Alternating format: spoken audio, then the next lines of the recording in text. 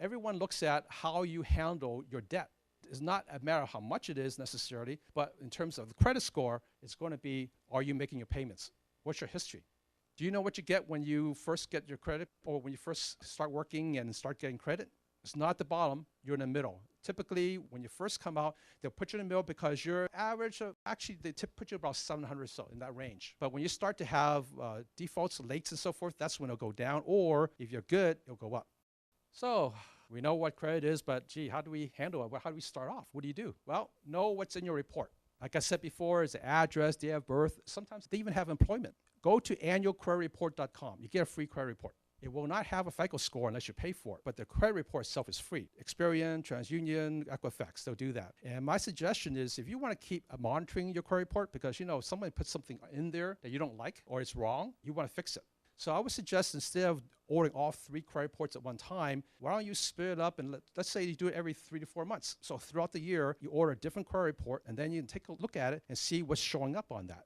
Start small. Student credit cards, they send it to you all the times in college. If you don't have very good credit, you can get a secured credit card. And what that means is that you actually put money down. Use your card wisely, then upgrade. That's what I was talking about. Make sure you pay that balance off every month. And then after that, get your second credit card. Know and monitor your score. If you do want to know your score, for free, creditkarma.com. It's not the FICO, but it's close enough. If you go to annualcreditreport.com, you'll get the actual full report from each of the credit agencies. You had questions about credit. I'll go through about misconceptions. 1, credit bureaus, Experian, TransUnion, Equifax, they evaluate your credit score. No, they don't. All they do is report the actual credit items. When I close a credit card, the age of the card is no longer factored in my credit score. In this case, when you close a credit card, it's still factored in because what happens is that any credit you have will stay on your credit report for 10 years, except if it's a bad credit. It's a bankruptcy, foreclosures, and those things. They're required to remove it in 7. But the credit card that you closed, it doesn't disappear. It stays there. So don't worry. It's still there. However, if you do close an old credit card, when it does eventually fall off in 10 years, you've lost that good credit. I need to carry debt to build credit. No, you don't. As long as you pay it in full, and you don't overuse it, you're okay. What do I mean by don't overuse it? Well, if you have a credit card limit of $1,000, the best thing to do is stay under 30%. If you need more credit, get another credit card. Why? Because if you go over 30% utilization on a credit card, it lowers your score. Medical do not report to the credit agencies. However, if you don't make your payment, they will give you a collection account and it can hurt just as badly. A credit repair company can only remove inaccuracies to improve my score. Some of the things that credit card repair companies can do, you can do yourself, but their expertise, their competency is going to be in removing some of the things regardless of whether it's accurate or not. So that means a credit card company takes illegal action to fix my score? No, they don't.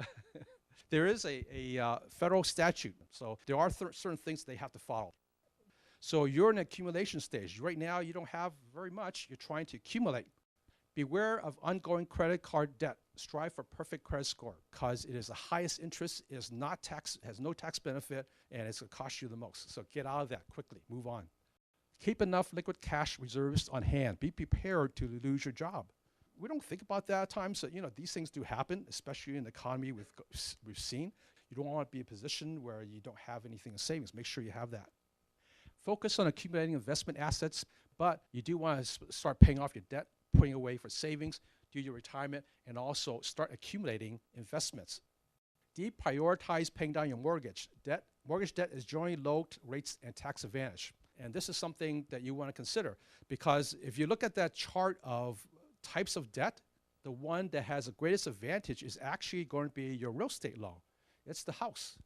And a lot of times people, they really want to pay down that mortgage. And yet at the same time when you do that, you're losing out on the low rates and tax advantage.